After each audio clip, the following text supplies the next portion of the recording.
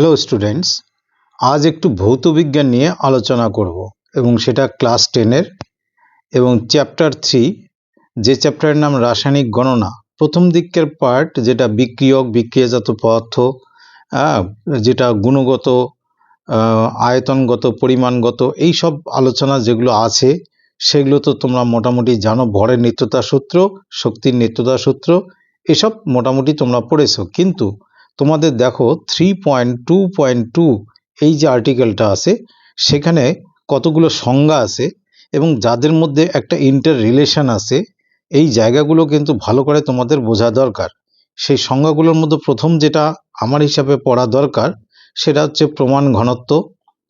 এরপরে আছে বাষ্প ঘনত্ব, তারপরে আসবে বাষ্প ঘনত্বের সঙ্গে প্রমাণ ঘনত্বের সম্পর্ক, বাষ্প ঘনত্বের সঙ্গে আণবিক গুরুত্বের সম্পর্ক, এবং তার সঙ্গে আমি কিন্তু গ্রাম অণু বা গ্রাম আণবিক ভর এবং গ্রাম আণবিক ভরের সঙ্গে মোল বলে কথাটি যেটা ক্লাস 9-এ পড়েছো, তার রিভিশন তোমাদের দরকার আছে।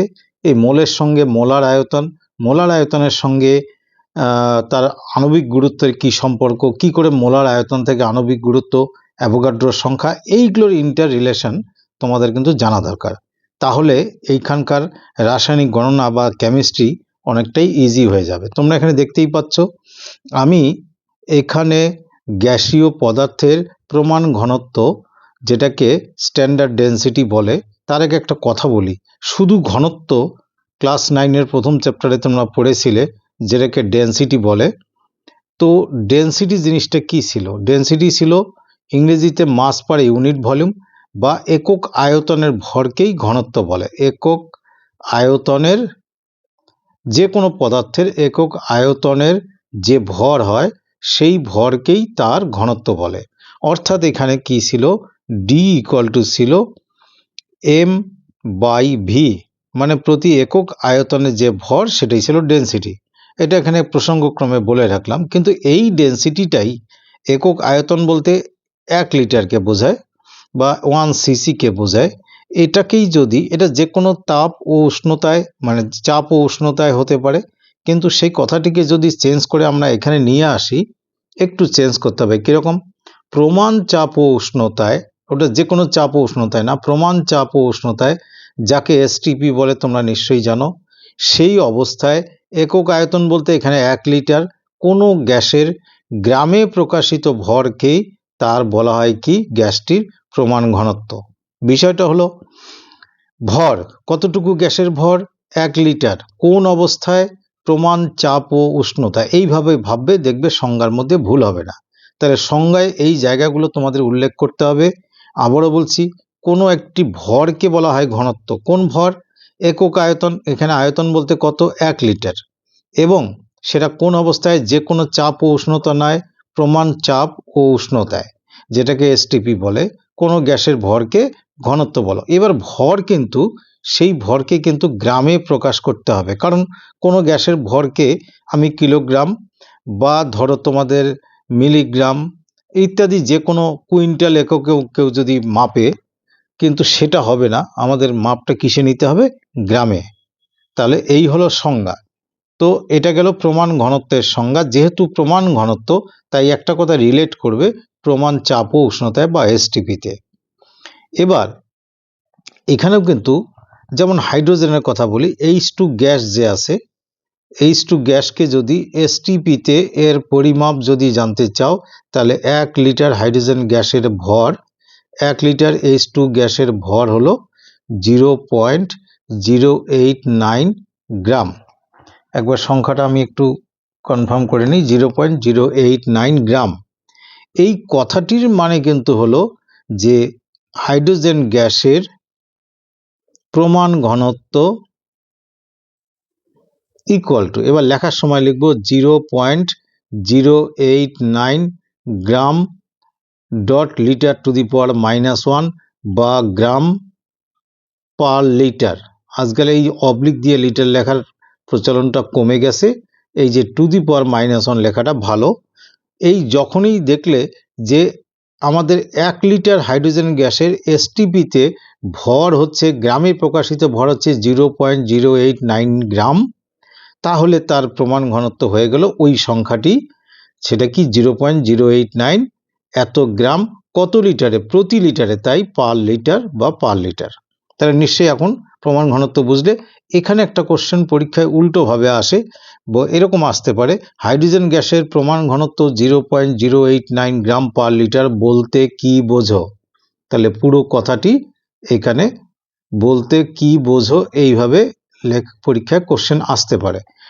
পুরো স্টেটমেন্ট লিখবে। আমি একবার বলে নেই মুখে যে হাইড্রোজেন গ্যাসের প্রমাণ ঘনত্ব 0.089 গ্রাম পার লিটার বলতে বোঝায় যে এসটিপিতে 1 লিটার হাইড্রোজেন গ্যাসের ভর 0.089 গ্রাম। বাস এইটুকু লিখলেই এটার পুরো উত্তর হয়ে গেল।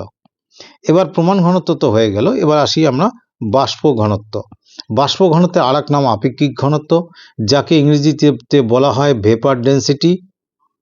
ভেপার ডেন্সিটি, তো এটা বলার প্রচলন ছিল, ভেপার ডেন্সিটিকে সংক্ষেপে ভিডি বলা হতো, কিন্তু এখন শর্টলি এটাকে বলা হয় কি, এই বাষ্প ঘনত্ব ওয়ার্ডটিকে সংক্ষেপে লেখা হবে ডি দিয়ে। সুতরাং ডি বলতে এই বাষ্প ঘনত্বকেই তোমরা বুঝবে। তো এবারে সংজ্ঞায় আসি, কিরকম সংজ্ঞা আছে। এবার কিন্তু এসটিপি নেই, প্রমাণ ঘনত্বতে এসটিপি ছিল, এবারে এসটিপি নেই, শুধু এইটুকু একটা ডিফারেন্স দেখবে কিরকম। একই চাপ ও উষ্ণতায় নির্দিষ্ট আয়তনে, যে কোনো আয়তনের কোনো গ্যাস তার সম আয়তন হাইড্রোজেন গ্যাসের তুলনায় যত গুণ ভারী, এই যে গুণ, যত গুণ ভারী, সেই তুলনামূলক সংখ্যা বা সেই গুণ সংখ্যাটিকে বলা হয় গ্যাসটির বাষ্প ঘনত্ব বা ডি। আবারও বলছি, মানে এটা একটা অনুপাত। কি অনুপাত? একই চাপ ও উষ্ণতায় মাপতে হবে যে কোনো আয়তনের কোনো গ্যাসের ভর, এবং তাকে ভাগ করতে হবে সম আয়তনের, ওই চাপ ও উষ্ণতায় সম আয়তনের হাইড্রোজেন গ্যাসের ভর দিয়ে ভাগ করতে হবে। অর্থাৎ এখানে গ্যাসের ভর দিয়ে ভাগ করছি, ভাগফলের উপরে থাকবে, যদি ভি আয়তন হয়, অজানা আয়তনকে আমরা ভি আয়তন বলি, তাহলে সেই হিসাবে বাষ্প ঘনত্ব, যাকে ডি বলি, ডি ইকুয়াল টু ভি আয়তনের গ্যাসের ভর আর ভি আয়তন হাইড্রোজেন গ্যাসের ভর। একটা কন্ডিশন কি, এদেরকে মাপতে হবে একই চাপ ও উষ্ণতায়। এবার এখানে ভরের একক যদি গ্রাম হয়, নিচে ভরের একক গ্রাম হবে, উপরে নিচে অনুপাত করতে গেলে একক কেটে যায়, তাই বাষ্প ঘনত্বের কোনো একক থাকে না, এই কথাটা মনে রাখবে। আর এখানে চাপ ও উষ্ণতাটা কিন্তু এসটিপি বলা নেই, নির্দিষ্ট চাপ ও উষ্ণতায় এটা মাপতে হবে। এবার চলে আসি এদের দুইজনের মধ্যে সম্পর্কটা কি করে নির্ণয় করা যায়। প্রমাণ ঘনত্ব, যেটাকে বলা হয় স্ট্যান্ডার্ড ডেন্সিটি, আর বাষ্প ঘনত্ব ভেপার ডেন্সিটি বা ডি, এদের মধ্যে সম্পর্ক কি। আমি এখানে সংজ্ঞা হিসেবে লিখে রাখছি যে কোনো গ্যাসের বাষ্প ঘনত্ব, এখানে লিখিনি, জায়গাটা শর্ট হবে, সেই বাষ্প ঘনত্বকে কি দিয়ে প্রকাশ করি আমরা, ডি ইকুয়াল টু নির্দিষ্ট চাপ ও উষ্ণতায় যে কোনো আয়তনের গ্যাসের ভর, যে কোনো আয়তন বলতে আমরা ভি আয়তন ধরেছি, তাহলে ওই একই চাপ ও উষ্ণতায় যে নির্দিষ্ট চাপের কথা বলা হয়েছে, সেই চাপ ও উষ্ণতায় ওই একই আয়তন ভি আয়তন হাইড্রোজেন গ্যাসের ভর। এবার যদি আমি এই কথাটার নির্দিষ্ট চাপ ও উষ্ণতাটাকে যদি ধরে নেই যে না, ওটা আমি নির্দিষ্ট চাপ ও উষ্ণতা না করে এসটিপিতে করি, তাহলে আমরা লিখতে পারি যে এসটিপিতে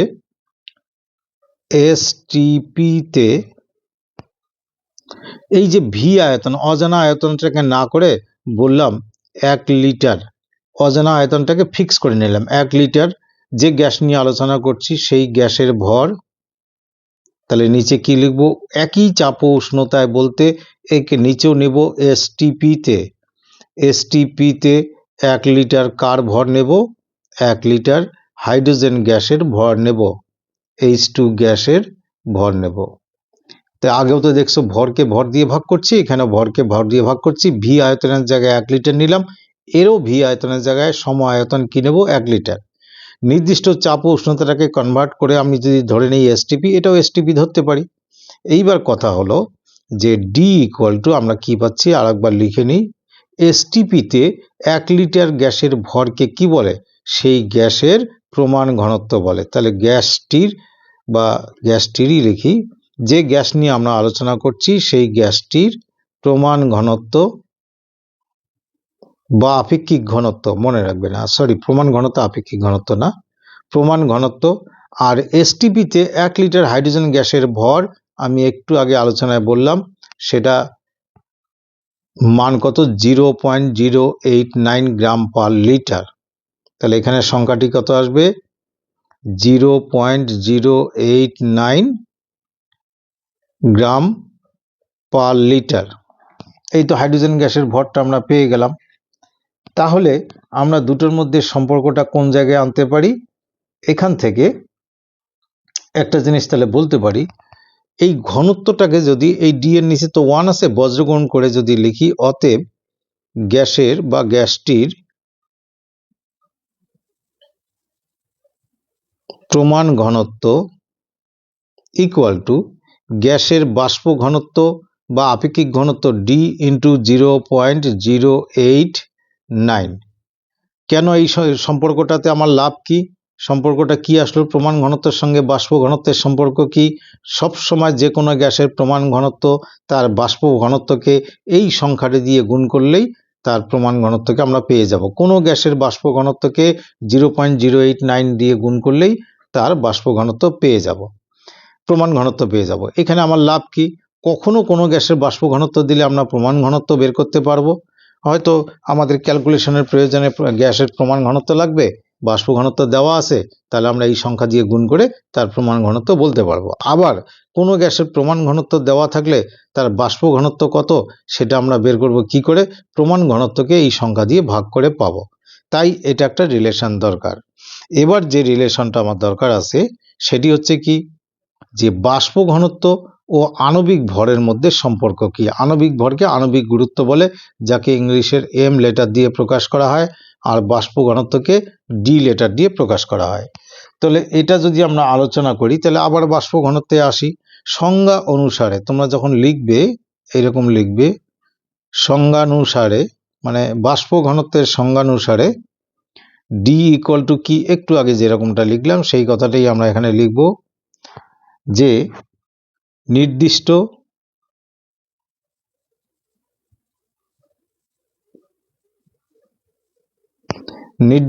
চাপ ও উষ্ণতায়, সংক্ষেপে লিখলাম, নির্দিষ্ট চাপ ও উষ্ণতায় যে কোনো আয়তন মানে ভি আয়তন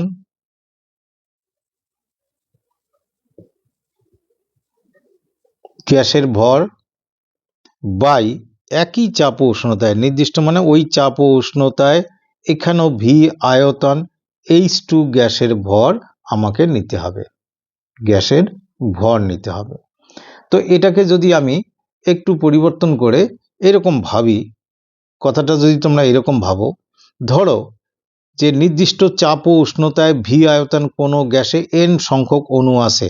ধরলাম ভি আয়তন গ্যাসে, কথাটা বুঝবে যে এটা আমরা ধরে নিচ্ছি যে ভি আয়তন যে গ্যাসের কথা বলছি, গ্যাসে এন সংখ্যক অজানা সংখ্যাকে এন সংখ্যক অণু আছে। তাহলে অ্যাভোগাড্রো সূত্র কি বলেছে? একই চাপ ও উষ্ণতায়, যেহেতু একই চাপ ও উষ্ণতায় আমরা ক্যালকুলেট করছি, তাহলে সম আয়তন যে কোনো গ্যাসের সমান সংখ্যক অণু থাকবে। তাহলে ওই একই চাপ ও উষ্ণতায় ভি আয়তন H2 গ্যাসে এখানে কত অণু থাকবে? ওই এনটি অণু থাকবে। তাহলে এনটি অণু থাকবে, তাহলে সেই হিসাবে ডি ইকুয়াল টু, সেই ডিটাই যদি আমি এখানে লিখি, তাহলে ডি এর মানটা কি হবে? ডি এর মান হবে যে এন সংখ্যক অণুর ভর, অণুর ভর মানে যে গ্যাস নিয়ে কথা বলছি তার এন সংখ্যক অণুর ভর বাই এন সংখ্যক H2 অণুর ভর। আর একটু পরিবর্তন করব, কিরকম? ডি ইকুয়াল টু এন সংখ্যক ওই গ্যাস, যে গ্যাসের কথা বলছি, এন না বলে এন ইন্টু 1টি গ্যাসের অণুর ভর, এনকে এন ইন্টু 1 আমরা লিখতেই পারি, বাই এখানেও লিখতে পারি এন ইন্টু 1টি হাইড্রোজেন অণুর ভর। এটা লিখতে কোনো দোষ নেই। এবার যদি এন আর এন কেটে দিই, তার মানে কি দেখো, ডি ইকুয়াল টু আমরা কি পাচ্ছি? গ্যাসটির, আগে গ্যাসটির কথাটা লিখি তাহলে ভালো হবে, গ্যাসটির, যে গ্যাস নিয়ে আলোচনা করছি সেই গ্যাসটির একটি অণুর ভর বাই, এবার কথা হচ্ছে কি, হাইড্রোজেনের একটি অণুতে কয়টি পরমাণু থাকে? দুটি পরমাণু থাকে। যে দেখো আমরা লেখার সময় H2 লিখি, তাহলে আমরা এখানে লিখতে পারি দুইটি H পরমাণুর ভর, মানে হাইড্রোজেনের পরমাণুর ভর। যখনই পরমাণু লিখবে এখানে কখনো H2 লিখবে না, পরমাণুর ভর। তো এবার তাহলে এখানে এরকম সাইন দেওয়াই ভালো। তাহলে ডি ইকুয়াল টু, উপরে নিচে 2 মানে আমি এক কথা এরকম লিখতে পারি হাফ ইন্টু, 2টাকে সরিয়ে নিলাম, হাফ ইন্টু, তাহলে উপরে কি থাকলো? গ্যাসটির বা গ্যাসটির একটি অণুর ভর বাই একটি, এখানে দেখো হাইড্রোজেন পরমাণু, দুটি হাইড্রোজেন পরমাণু 2 সরিয়ে নিয়েছি, 2 ইন্টু 1 হয়, তাহলে একটি 2 ইন্টু 1 মানে দুটি, তো একটি H পরমাণুর ভর আমি বলতে পারি। এবার এই অংশটা তোমরা চিন্তা করো, তোমরা যদি আণবিক ভর বা আণবিক গুরুত্বের সংজ্ঞা পড়ে থাকো নিচু ক্লাসে, যে কোনো গ্যাসের একটি অণুর ভর একটি হাইড্রোজেন পরমাণুর ভরের তুলনায় যতগুণ ভারী তাকে তার আণবিক গুরুত্ব বলে। অর্থাৎ সেই সংজ্ঞা অনুযায়ী আণবিক গুরুত্ব ইকুয়াল টু কোনো গ্যাস বা কোনো পদার্থের একটি অণুর ভর বাই একটি হাইড্রোজেন পরমাণুর ভর। তো এই জায়গাটা তাহলে কি হলো? এই জায়গাটা হলো আণবিক গুরুত্ব বা আণবিক ভর। তার মানে আমরা কি পেলাম? আমরা এখান থেকে বলতে পারি যে D equal to half into গ্যাসটির, যে গ্যাস নিয়ে আলোচনা করছি সেই গ্যাসটির, এই যে বক্সটুকুর মিনিং হচ্ছে গ্যাসটির আণবিক ভর। আণবিক ভরকে আণবিক গুরুত্ব বলে, যাকে ইংলিশের এম লেটার দিয়ে প্রকাশ করে। তার মানে আবারও দেখো D equal to half into capital M, তাহলে বজ্রগুণ করলে আমরা কি পাবো? এম ইকুয়াল টু, আগে 2 দিয়ে গুণ করি নাহলে তোমাদের সমস্যা হবে, 2d ইকুয়াল টু এম, অর্থাৎ কি না ঘুরিয়ে লিখলে এম ইকুয়াল টু 2d।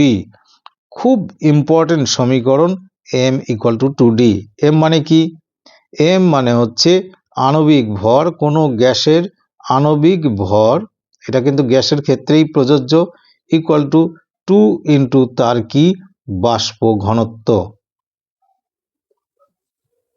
তাহলে কোনো গ্যাসের আণবিক গুরুত্ব বা আণবিক ভর 2 ইন্টু তার কি? বাষ্প ঘনত্ব। এই সম্পর্কটা মাথায় রাখলে অনেকগুলো অঙ্ক করার সময়, নিউমেরিক্যালস করার সময় তোমাদের সুবিধা হবে। কয়টা এখানে তৈরি হলো সেই সমীকরণ কয়টা এক জায়গায় লিখে তোমরা ভালো করে এগুলো মনে রাখবে। এই যে একটা দাগ দিলাম নিচে, আর এই যে বাষ্প ঘনত্বের সমীকরণ আর হচ্ছে এই সম্পর্কটি, এগুলো তোমাদের এক জায়গায় লিখে এগুলো তৈরি রাখতে হবে। এবার তোমাদের গ্রাম অণু কাকে বলে সেটার থেকে আমি মোলার আয়তনের কথায় চলে আসি।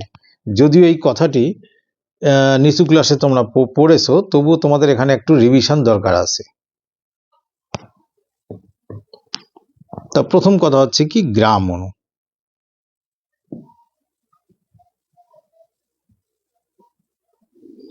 আমি উপরের সংজ্ঞা আলোচনা করতে গিয়ে এই অংশটাকে আমি যেমন বললাম আণবিক গুরুত্ব বা আণবিক ভর, আণবিক গুরুত্ব বলে বা আণবিক ভর যেটাকে এম দিয়ে প্রকাশ করে, সেই আণবিক গুরুত্ব যদি কোনো পদার্থের, কোনো পদার্থ সেটা গ্যাস হোক, তরল হোক, কঠিন হোক, তার আণবিক গুরুত্বকে আমি লিখে দিচ্ছি, আণবিক গুরুত্বকে সংক্ষেপে বলছি, এটা বোঝানোর জন্যই শুধু আমার এত প্রচেষ্টা। আণবিক গুরুত্বকে যদি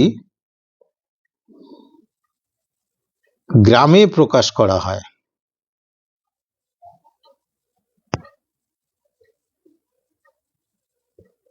তবে যে গ্রাম সংখ্যা হবে তত গ্রাম, যে গ্রামটা হবে তত গ্রাম ওই পদার্থকে, উদাহরণ দিয়ে বুঝিয়ে দিচ্ছি, 1 গ্রাম অণু, ওই তত গ্রাম ওই পদার্থকেই বলা হয় 1 গ্রাম অণু পদার্থ। সেই পদার্থের বেলা উদাহরণটা বলছি আমি, যেমন ধরো জলের আণবিক গুরুত্ব, জল মানে H2O, তাহলে জলের আণবিক গুরুত্ব বা আণবিক ভর কত? তোমরা হিসাব জানো যে hydrogen 1 into 2 plus oxygen 16 equal to কত? 18। এবার যদি বলি কার্বন ডাই অক্সাইড, তাহলে কার্বন ডাই অক্সাইডের আণবিক গুরুত্ব হচ্ছে, কার্বন হচ্ছে 12 প্লাস অক্সিজেন 16 দুগুণ 2 গুণন 16 মানে 32 মিলে কত হলো 44। এই কথাগুলো কিন্তু একটু মনে রাখবে। তাহলে জলের বেলা হলো 18 আর কার্বন ডাইঅক্সাইডের বেলা হলো কি 44। এবার যদি বলি এখানেই যদি আমি একটু অন্যরকম গ্যাসের কথা বলি, যদি বলি অক্সিজেন, তাহলে অক্সিজেনের আণবিক গুরুত্ব 16 ইন্টু 2 মানে হচ্ছে কত 16 ইন্টু 2 মানে হলো 32 বা 32। এই যে তিনটে সংখ্যা, তিনটে দিয়েই আলোচনা করি। এবার এখানে একটা অন্য কথা একটু যুক্ত করছি, যেমন ধরো যদি তোমাদের বলা হয় 12টি কলা বা ডিম, তার মানে কি আমরা 1 ডজন কলা বলতেই পারি। তাহলে 12টি যদি ডিম বলি সেক্ষেত্রেও কিন্তু আমরা কি বলবো 1 ডজন ডিম বলবো। অর্থাৎ এই যে 12 সংখ্যাটিকে একটা বাঞ্চের নাম দিলাম, নতুন নাম, কি নাম 1 ডজন। তেমনি করে এখানে যাদের যা আণবিক গুরুত্ব সেই পরিমাণ মানে গ্রামে প্রকাশিত সেই পরিমাণ পদার্থকে বলা হয় 1 গ্রাম অণু সেই পদার্থ। যেমন যদি বলা হয় 18 গ্রাম জল আছে, মানে আমি একে সংক্ষেপে যেমন 12টি কলাকে এক বাক্যে 1 ডজন কলা বলতে পারি, 18 গ্রাম জলকে আমি বলতে পারি 1 গ্রাম অণু জল।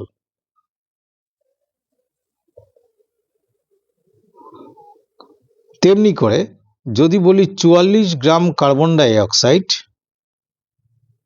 তাহলে বলতে পারি 1 গ্রাম অণু। এখানে জল বলেছি কিন্তু এখানে জল বলতে পারবো না, কার্বন ডাই অক্সাইড বলতে পারবো। তাহলে এই দুটো কথার সঙ্গে ডিফারেন্স কি, এটা কলা হোক আর ডিম হোক যদি 12টি হয় সংখ্যাটা ফিক্সড, প্রত্যেককে আমরা 1 ডজন বলি। কিন্তু এদের বেলা একটু ডিফারেন্স, এর যা আণবিক গুরুত্ব তত গ্রাম হলে তাকে 1 গ্রাম অণু বলি, এর যা আণবিক গুরুত্ব কার্বন ডাই অক্সাইডের তত গ্রাম হলে তার 1 গ্রাম অণু বলি। যদি এখানে কখনো তোমরা যদি শুনে মানে পেয়ে যাও যে 88 গ্রাম CO2, তাহলে কত গ্রাম অণু, তাহলে 2 গ্রাম অণু CO2।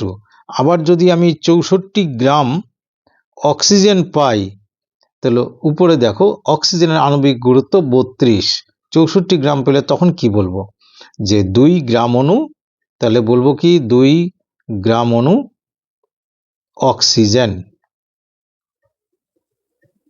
তাহলে মুখ্য বিষয় হচ্ছে কি, এখানে মুখ্য বিষয় হলো যে ও ভরটি হবে কোন এককে গ্রামে, এবং ভরের পরিমাণটা কি হবে তার যা আণবিক গুরুত্ব তার সমান গ্রাম হবে। এখানে দ্বিগুণ আছে, এটার বেলাও দ্বিগুণ আছে, আর এটার বেলা কার্বন ডাইঅক্সাইডের আণবিক গুরুত্বের সমান। তাহলে আণবিক গুরুত্বের সমান পরিমাণ পদার্থ যার পরিমাপটা গ্রামে আসে সেই পরিমাণ পদার্থকে তার 1 গ্রাম অণু বলে। অর্থাৎ 1 গ্রাম অণু জল আর 1 গ্রাম অণু কার্বন ডাইঅক্সাইডের পরিমাণ কিন্তু আলাদা। বুঝতে পারলে? তাহলে এই হলো গ্রাম পরমাণু, এই হলো গ্রাম অণু। ঠিক সেম ভাবে গ্রাম পরমাণুরও সংজ্ঞা আছে। যদি একটু ডিফার করে বলি, তাহলে এখান থেকে আমরা বুঝলাম এটা যদি 32 গ্রাম অক্সিজেন হতো, 32 গ্রাম যদি অক্সিজেন হতো তাকে আমি কি বলতাম, অক্সিজেনটাকে যে 1 গ্রাম অণু অক্সিজেন, অন্য পদার্থ না। ঠিক এখানেই যে অক্সিজেনের পারমাণবিক গুরুত্ব কত 16, সেই হিসাবে যখনই এর পারমাণবিক গুরুত্ব 16 হলো, যদি 16 গ্রাম অক্সিজেন হয়, 16 গ্রাম অক্সিজেন কোনো একটি গ্যাস সিলিন্ডারে আসে, তখন তাকে 1 গ্রাম অণু বলবো না, এবার বলবো 1 গ্রাম পরমাণু, 1 গ্রাম পরমাণু অক্সিজেন। তাহলে পারমাণবিক গুরুত্বটাকে যদি গ্রামে প্রকাশ করতে পারি তত গ্রাম ওই সাবস্টেন্স বা ওই পদার্থটাকে বলবো 1 গ্রাম পরমাণু পদার্থ, আর তার আণবিক গুরুত্বকে যদি গ্রামে প্রকাশ করি, এই যে গ্রামে প্রকাশ করি তাকে বলবো 1 গ্রাম অণু। 1 গ্রাম অণুর বেলা আণবিক গুরুত্ব, 1 গ্রাম পরমাণুর বেলা পারমাণবিক গুরুত্ব। এবার হচ্ছে কি অ্যাভোগাড্রোর মানে প্রকল্প আসার পর বা অ্যাভোগাড্রো সূত্র আসার পর এটা প্রমাণিত হলো বা এটা স্থাপিত হলো যে 1 গ্রাম অণু যে কোনো পদার্থে পৃথিবীতে, সে কঠিন তরল গ্যাসীয় যাই হোক না কেন, সবার মধ্যে 1 গ্রাম অণু যে কোনো পদার্থের মধ্যে সমান সংখ্যক অণু থাকে, সমান সংখ্যক অণু থাকবে। এই অণুর সংখ্যাটি আবিষ্কার করেন বিজ্ঞানী মিলিকান। তোমাদের পর্যায় সারণীর চ্যাপ্টারে এটা পাবে, বিজ্ঞানী মিলিকান। এটা কিন্তু পরীক্ষায় কথাটি কিন্তু আসে, যে উনি বললেন, অ্যাভোগাড্রো বললেন যে 1 গ্রাম অণু যে কোনো পদার্থে সমান সংখ্যক অণু থাকে, সেই অণুর সংখ্যা মিলিকান ক্যালকুলেট করলেন। সেই সংখ্যাটি কত? 6.022 ইন্টু 10⁻23। অর্থাৎ 1 গ্রাম অণু কার্বন ডাইঅক্সাইডের মধ্যে এতটি কার্বন ডাইঅক্সাইড অণু আছে, 1 গ্রাম অণু অক্সিজেনের মধ্যে এতটি অক্সিজেন অণু আছে, 1 গ্রাম অণু জলের মধ্যে এতটি জল অণু আছে। এবং এই বিশেষ সংখ্যাটিকে বলা হলো কি? অ্যাভোগাড্রো সংখ্যা, অ্যাভোগাড্রোস নাম্বার।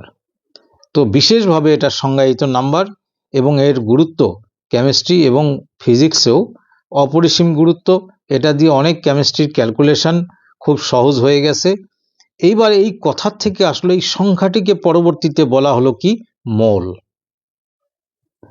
তো এই মোল কথাটির গুরুত্বটা কি একটুখানি ব্যাপারটা বুঝিয়ে বলি। আগে বলি অ্যাভোগাড্রো সংখ্যার একটা উদাহরণ দিয়ে কয়েকটা কথা বলি। তাহলে কি বললাম? 1 গ্রাম অণু যে কোনো পদার্থের সমান সংখ্যক অণু আছে এবং অণুর সংখ্যা হচ্ছে এটি। 1 গ্রাম অণু মানে, তার মানে আমি বলতে পারি যে জলের আণবিক গুরুত্ব 18, তার মানে 18 গ্রাম জলে ওই 6.022 ইন্টু 10⁻23টি অণু আছে। কোন অণু? অন্য কথা বললে হবে না, জল অণু আছে। তেমনি 44 গ্রাম যদি কার্বন ডাইঅক্সাইড বলি, তার মধ্যে 6.022 ইন্টু 10⁻23টি আছে অণু আছে। কোন অণু আছে? CO2 অণু আছে, অন্য অণু নয়। তো এইরকম অ্যামোনিয়ার হচ্ছে আণবিক গুরুত্ব 17। তো 17 গ্রাম যদি অ্যামোনিয়া গ্যাস বলি, তাহলে এর মধ্যেও এই সেম নাম্বার অণু আছে। কি অণু আছে? অ্যামোনিয়া অণু আছে। এদের মধ্যে একটা যোগসূত্র বুঝলে, তাহলে এই পরিমাণটা একটা বিশেষ পরিমাণ। এখানে একটা কথা বলি, যদি গ্রাম পরমাণু বলি, সেখানেও এতটি করে থাকে, কিন্তু সেটা থাকে কি? গ্রাম পরমাণুর বেলা এতটি থাকবে পরমাণু। তো এবার এটাকে মোল নাম কখন দেওয়া হলো? এই যে কথাগুলো যেগুলো আমি আলোচনা করছি, অণু, পরমাণু, ইলেকট্রন, নিউট্রন, প্রোটন, তাদের ক্ষেত্রে এই সংখ্যাটি বিশেষভাবে আমরা প্রয়োগ করি। খুব সূক্ষ্ম সংখ্যা, সূক্ষ্ম কণা যাদের সংখ্যায় অনেক বেশি, তাদেরকে একটা বান্স হিসাবে বলার জন্য আমরা মোল ভাষাটি ইউজ করি। যেমন 12টিকে বলা হয় 1 ডজন এবং 144টিকে কিন্তু বলে 1 গ্রস। আজকাল এই কথাটা খুব একটা ব্যবহৃত না হলো। 100কে বলা হয় কি? সেঞ্চুরি। তেমনি এই সংখ্যাটিকে বলা হলো মোল। কিন্তু এখানে একটা কন্ডিশন আছে, যে পদার্থ নিয়ে আমি এই মোল ভাষাটি অ্যাপ্লাই করব, সেই পদার্থ বা সেই কণাগুলো, সেই পদার্থ হতে পারে, কণা হতে পারে, বিশেষ করে আণবিক কণার ক্ষেত্রে ব্যবহৃত হয়, তবুও বলে নিই যে সে পদার্থ যদি হয়, তাদের কিন্তু ভর, গঠন এবং আকার, আয়তন সব যেন ইউনিফর্ম, মানে এক রকম হয়। অর্থাৎ কিনা, যদি আমি বলি 1 মোল পেন বা কলম, কথাটা প্রযোজ্য হবে না। কারণ 1 মোল পেন বলতে এক একটা পেনের সঙ্গে আরেকটা পেনের কিন্তু কোনো মিল থাকবে না। কিন্তু যদি আমি বলি 1 মোল অপ্সরা বা নটরাজ পেন্সিল, তোমরা তো এগুলো পেন্সিল কেনো, অপ্সরা পেন্সিল যদি বলে দেই, এগুলো কিন্তু কাটার আগে নতুন কেনা হলো, 1 মোল অপ্সরা পেন্সিল কেনা হলো। 1 মোল মানে কিন্তু 1 ডজন না, কতটি কেনা হলো? এবার প্রযোজ্য হবে, কারণ এগুলো শার্প করার আগে সমস্ত অপ্সরা পেন্সিল দেখতে, ওজনে, ভরে সব কিন্তু একই থাকে। সেক্ষেত্রে প্রযোজ্য সংখ্যাটি কত? 6.022 ইন্টু 10⁻23। এই সংখ্যাটির মান অনেকে বুঝতে পারে না, আমি একটু বলে দিই। 6.022 ইন্টু 1-এর পাশে কিন্তু 23টি জিরো, এইভাবে জিরো বসাও 23টি। এই 3টে সংখ্যার জন্য যদি 3টে শূন্য বাদ দাও, তাহলে 6022। এবার বসবে কিন্তু 21টি, এইভাবে 21টি জিরো বসিয়ে এবার গুনতে থাকো কত হাজার কোটি হয়। এই সংখ্যাটিকে মোল বলে। তাহলে মোল সম্পর্কে একটা ধারণা হলো। এখানে একটু মোলার আয়তন না জানলে তোমাদের কিন্তু একটুখানি বাদ পড়ে যাবে। একটু ধৈর্য ধরে দেখে নাও। মোলার আয়তন, মোলার আয়তন কথাটা আসে গ্যাসের ক্ষেত্রে। মোলার আয়তনের আমি সংজ্ঞা এখানে লিখে সময় নষ্ট করছি না, মুখে বলছি। অনেক বইয়ে পাবে, বলে কি এসটিপিতে 1 গ্রাম অণু গ্যাসের আয়তনকে মোলার আয়তন বলে। 1 গ্রাম অণু যে কোনো গ্যাস, এটা কিন্তু গ্যাসের বেলা প্রযোজ্য, গ্যাসের আয়তনকে মোলার আয়তন বলে। কিন্তু তা নয়, কোনো কোনো বইয়ে এই ভুলটি আছে, এসটিপিতে হবে না। নির্দিষ্ট চাপ ও উষ্ণতা, নির্দিষ্ট চাপ ও উষ্ণতা হবে, এখানে এসটিপি কথাটা ইউজ করবে না। তাহলে যে কোনো নির্দিষ্ট চাপ ও উষ্ণতায়, এটা কথা কিন্তু ফিক্সড। 1 গ্রাম অণু কোনো গ্যাসের আয়তনকে বলা হয় মোলার আয়তন। তবে এর সঙ্গে একটা ফিক্সড কথা আছে, ধ্রুবক রাশি আছে, সেটা কি, এই আয়তনটা নির্দিষ্ট চাপ ও উষ্ণতায় না মেপে যদি এসটিপিতে মাপি, তাহলে এসটিপিতে সেই মোলার আয়তন, যে কোনো গ্যাস, পৃথিবীর যে কোনো গ্যাস হোক, তার মোলার আয়তন হয়ে যায়। এই আয়তনটা পরিমাপ করা সম্ভব হয়েছে, সেটা হচ্ছে 22.4 লিটার। তাহলে যে কোনো চাপ ও উষ্ণতায় কোনো গ্যাসের মোলার আয়তন 22.4 লিটার নাও হতে পারে, জেনারেলি হয় না। কিন্তু যদি এসটিপিতে পৃথিবীর যে কোনো গ্যাসের মোলার আয়তন বের করা হয়, সেটা হচ্ছে 22.4 লিটার। যেহেতু 1 গ্রাম অণুর কথা বলেছি, এই কথাটি যদি ঘুরিয়ে বলি, ঘুরিয়ে একটা দেখো টেকনিক দেখো, যদি বলি এসটিপিতে 22.4 লিটার CO2 গ্যাস আছে, তাহলে এই গ্যাসের পরিমাণ কত, এই 22.4 লিটারের পরিমাণ কত, তখন তোমরা CO2 এর আণবিক গুরুত্বতে চলে যাবে। CO2 এর আণবিক গুরুত্ব কত, 44। যেহেতু এসটিপিতে এটা মোলার কথা, মোলার জিনিসটা কি ছিল, 1 গ্রাম অণু ছিল, তাহলে এখানে এককটা কি হবে, 44 গ্রাম। দেখো একটা রিলেশন পেলাম। কি রিলেশন, যে এসটিপিতে 44 গ্রাম যদি কার্বন ডাইঅক্সাইড গ্যাস আনা যায়, তার আয়তন হবে 22.4 লিটার। অথবা এসটিপিতে 22.4 লিটার কার্বন ডাইঅক্সাইড গ্যাস যদি আনি, তার ভর না মেপে বলতে পারবো কি, 44 গ্রাম। এটাই যদি এসটিপিতে জলীয় বাষ্প আনা হয়, এসটিপিতে যদি কেউ জলীয় বাষ্প আনে, জলীয় বাষ্প কতটুকু আনলো, 22.4 লিটার, তাহলে সেই জলীয় বাষ্পের ভর কত হবে, ভর হবে 18 গ্রাম। অ্যামোনিয়ার কথা যদি বলা হয়, যদি এসটিপিতে কেউ 17 গ্রাম অ্যামোনিয়া গ্যাস নিয়ে আসে, তাহলে 17 গ্রাম অ্যামোনিয়া গ্যাসের আয়তন হবে 22.4 লিটার। বিপরীত ক্রমে এসটিপিতে 22.4 লিটার অ্যামোনিয়া গ্যাসের ভর কত, 17 গ্রাম। এখানে একটা লাস্ট একটা কোশ্চেন বলছি, সে কোশ্চেনটি হলো যে এসটিপিতে 44.8 লিটার একটি গ্যাসের ভর x গ্রাম, এটা কোশ্চেন। তাহলে গ্যাসটির আণবিক গুরুত্ব কত, 1 নম্বর আণবিক গুরুত্ব, 2 নম্বর বাষ্প ঘনত্ব, 3 নম্বর গ্যাসটির প্রমাণ ঘনত্ব কত। যদি এতক্ষণ ভিডিওটা দেখে থাকো মন দিয়ে, তাহলে এটার উত্তর পারলে আমার কমেন্ট বক্সে তোমরা পাঠিয়ে দাও, বা আমি আমার হোয়াটসঅ্যাপ নাম্বার দেবো, সেখানে পাঠিয়ে দাও। তাহলে যদি ভিডিওটি ভালো লাগে অবশ্যই লাইক করবে। তাহলে নেক্সট ভিডিওটা আমি ফিজিক্যাল সায়েন্সের উপর এবং এই চ্যাপ্টারে নিউমেরিক্যাল নিয়ে আলোচনা করব। Thank you.